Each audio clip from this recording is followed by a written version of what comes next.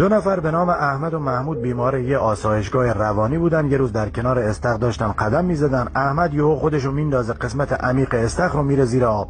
محمود فوراً خودشو داخل استخر میندازه و به احمد در کف استخر میرسه و اونو بیرون میکشه. وقتی دکتر آسایشگاه از این اقدام محمود آگاه میشه، تصمیم میگیره اونو از آسایشگاه مرخص کنه. محمود رو صدا میزنه، بهش میگه من یه خبر خوب برات دارم، یه خبر بد. خبر خوب اینه که میتونی از آسایشگاه بیرون بری، چون با پریدن تو استخر و نجات جون یه انسان نشون دادی از عقل کافی برای واکنش دادن به بحران‌ها برخورداری و این نشونه اراده و تصمیم درون توئه. اما خبر بد اینه که اون بیماری که از غرق شدن نجاتش دادی، بلافاصله بعد از اینکه از استخر بیرون اومد خودشو با کمربندش دار زد و ما خبردار شدیم که مرده. محمود که داشت به دقت به صحبت‌های دکتر گوش میکرد گفت که من آویزونش کردم تا خشک بشه.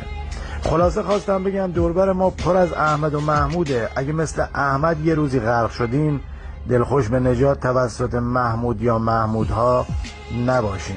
سعی کنین اصلا غرق نشین.